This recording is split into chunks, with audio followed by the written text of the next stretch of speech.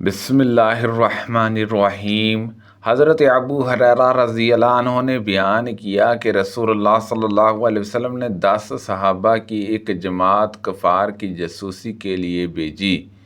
اس جماعت کا امیر عاصم بن عمر بن خطاب کے نانا عاصم بن ثابت انصاری رضی اللہ عنہ کو بنایا اور جماعت روانہ ہو گئی۔ جب یہ لوگ مقام حدیثہ پر پہنچے جو عصفان اور مکہ کے درمیان میں ہے تو قبیلہ حذیل کی ایک شاخ بنو لجان کو کسی نے خبر دی اور اس قبیلے کے 200 تیر اندازوں کی جماعت ان کی تلاش میں نکلی۔ یہ سب صحابہ کے نشانات قدم سے اندازہ لگاتے ہوئے چلتے چلتے آخر ایک ایسی جگہ پر پہنچ گئے جہاں صحابہ نے بیٹھ کر کھجوریں کھائی تھیں جو وہ مدینہ منورہ سے اپنے ساتھ لے کر چلے تھے۔ پیچھا کرنے والوں نے کہا کہ یہ گٹھلیاں تو یثرب مدینہ کے کھجوروں کی ہیں، اور پھر قدم کے نشانوں سے اندازہ کرتے ہوئے آگے بڑھنے لگے۔ آخر عاصم رضی اللہ عنہ اور ان کے ساتھیوں نے جب انہیں دیکھا تو ان سب نے ایک پہاڑ کی چوٹی پر پناہ لی۔ مشرکین نے ان سے کہا کہ ہتھیار ڈال کر نیچے اتر آؤ، تم سے ہمارا عہد پیمان ہے، ہم کسی شخص کو بھی قتل نہیں کریں گے۔ عاصم بن ثابت رضی اللہ عنہ مہم کے امیر نے کہا کہ میں تو آج کسی صورت میں بھی ایک کافر کی پناہ میں نہیں اتروں گا۔ اے اللہ ہماری حالات سے اپنے نبی کو مطلع کر دے۔ اس پر ان کافروں نے تیر برسانے شروع کر دیے اور عاصم رضی اللہ عنہ اور 7 دوسرے صحابہ کو شہید کر ڈالا، اور باقی 3 صحابی ان کے عہد پیمان پر اتر آئے۔ یہ خبیب انصاری رضی اللہ عنہ، ابن دثان رضی اللہ عنہ اور ایک تیسرے صحابی عبداللہ بن طارق بلوی رضی اللہ عنہ تھے۔ جب یہ صحابی ان کے قابو میں آ گئے تو انہوں نے اپنے کمانوں کے تانت اتار کر ان سے باندھ لیا۔ حضرت عبداللہ بن طارق رضی اللہ عنہ نے کہا، اللہ کی قسم یہ تمہاری پہلی غداری ہے، میں تمہارے ساتھ ہرگز نہ جاؤں گا، بلکہ میں تو انہیں حضرات کا اسوہ اختیار کروں گا۔ ان کی مراد شہداء سے تھی، مگر مشرکین نے انہیں کھینچنے لگے اور زبردستی اپنے ساتھ لے جانا چاہا۔ جب وہ کسی طرح نہ گئے تو ان کو بھی شہید کر دیا۔ اب یہ خبیب اور ابن دثان رضی اللہ عنہما کو ساتھ لے کر چلے اور ان کو مکہ میں لے جا کر بیچ دیا۔ یہ جنگ بدر کے بعد کا واقعہ ہے۔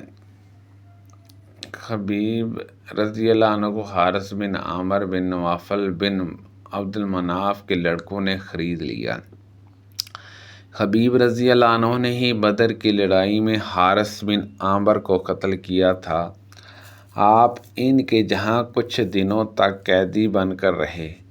ظاہری نے بیان کیا کہ مجھے عبید اللہ بن ایاز نے خبر دی اور انہیں حارث کی بیٹی زینب رضی اللہ عنہا نے خبر دی کہ جب ان کو قتل کرنے کے لیے لوگ آئے تو زینب سے انہوں نے موئے زیر ناف منڈانے کے لیے اسرا مانگا۔ انہوں نے اسرا دے دیا۔ زینب نے بیان کیا، پھر انہوں نے میرے ایک بچے کو اپنے پاس بلا لیا۔ جب وہ ان کے پاس گیا تو میں غافل تھی۔ زینب نے بیان کیا کہ پھر جب میں نے اپنے بچے کو ان کی ران پر بیٹھا ہوا دیکھا اور اسرا ان کے ہاتھ میں تھا تو میں اس بری طرح گھبرا گئی کہ خبیب رضی اللہ عنہ بھی میرے چہرے سے سمجھ گئے۔ انہوں نے کہا، تمہیں اس کا خوف ہوگا کہ میں اسے قتل کر ڈالوں گا۔ یقین کرو میں کبھی ایسا نہیں کر سکتا۔ اللہ کی قسم کوئی قیدی میں نے خبیب رضی اللہ عنہ سے بہتر کبھی نہیں دیکھا۔ اللہ کی قسم میں نے ایک دن دیکھا کہ انگور کا گوشہ ان کے ہاتھ میں ہے اور وہ اس میں سے کھا رہے ہیں، حالانکہ وہ لوہے کی زنجیروں میں جکڑے ہوئے تھے اور مکہ میں پھلوں کا موسم بھی نہیں تھا۔ کہا کرتی تھی کہ وہ تو اللہ تعالیٰ کی روزی تھی جو اللہ نے خبیب رضی اللہ عنہ کو بھیجی تھی۔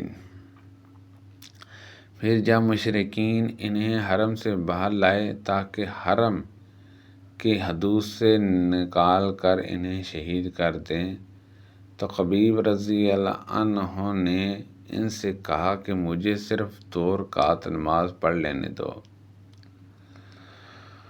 انہوں نے ان کو اجازت دے دی۔ پھر خبیب نے 2 رکعت نماز پڑھی اور فرمایا اگر تم یہ خیال نہ کرنے لگتے کہ میں قتل سے گھبرا رہا ہوں تو میں ان رکعتوں کو اور لمبا کرتا۔ اے اللہ ان ظالموں سے ایک ایک کو ختم کر دے۔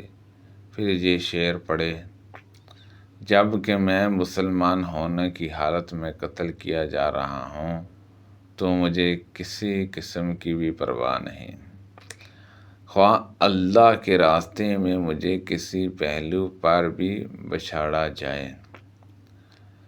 یہ صرف اللہ تعالیٰ کی رضا حاصل کرنے کے لیے ہے، اور اگر وہ چاہیں تو اس جسم کے ٹکڑوں میں بھی برکت دے سکتا ہے جس کی بوٹی بوٹی کر دی گئی ہو۔ آخر حارث کے بیٹے عقبہ نے ان کو شہید کر دیا۔ حضرت خبیب رضی اللہ عنہ ہی ہر اس مسلمان کے لیے جسے قید کر کے قتل کیا جائے۔ قتل سے پہلے 2 رکعات شروع ہوئی۔ ادھر حدث کے شروع ہی میں حضرت حاسم بن ثابت رضی اللہ عنہ مہم کے امیر کی دعا اللہ تعالیٰ نے قبول کر لی تھی کہ اللہ ہماری حالات کی خبر اپنے نبی کو دے دے، اور نبی کریم صلی اللہ علیہ وسلم نے اپنے صحابہ کو سب حالات بتا دیے تھے، جس سے یہ مہم 2-4 ہوئی تھی۔ کفار قریش کے کچھ لوگوں کو جب معلوم ہوا کہ حضرت عاصم شہید کر دیے گئے تو انہوں نے ان کی لاش کے لیے اپنے آدمی بھیجے تاکہ ان کے جسم کا کوئی حصہ کاٹ لائے جس سے ان کی شناخت ہو سکے۔ عاصم رضی اللہ عنہ نے بدر کی جنگ میں کفار قریش کے ایک سردار عقبہ بن ابی معیط کو قتل کیا تھا، لیکن اللہ تعالیٰ نے بھیڑوں کا ایک چھتا عاصم رضی اللہ عنہ کی نعش پر قائم کر دیا۔ انہوں نے قریش کے آدمیوں سے عاصم کی لاش کو بچا لیا اور وہ ان کے بدن کا کوئی ٹکڑا نہ کاٹ سکے۔ نبی کریم صلی اللہ علیہ وسلم کی خدمت میں بحرین کا خراج آیا تو حضرت عباس رضی اللہ عنہ خدمت نبی میں حاضر ہوئے اور عرض کیا، یا رسول اللہ صلی اللہ علیہ وسلم اس مال سے مجھے بھی دے دیجیے، کیونکہ بدر کے موقع پر میں نے اپنا اور عقیلہ دونوں کا فدیہ ادا کیا تھا۔ آپ صلی اللہ علیہ وسلم نے فرمایا پھر آپ لے لیں، چنانچہ آپ نے انہیں ان کے کپڑوں میں نقدی کو بندھوا دیا۔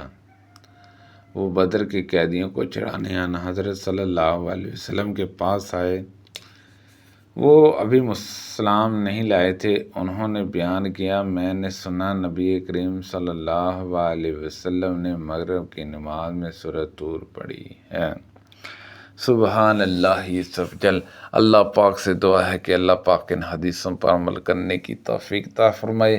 اللہ پاک ہم سب کو صحت و تندرستی عطا فرمائے، آمین بجاہ النبی الامین صلی اللہ علیہ وسلم۔ صدقہ جاریہ سے دوسرے لوگوں تک زیادہ سے زیادہ شیئر کیجیے۔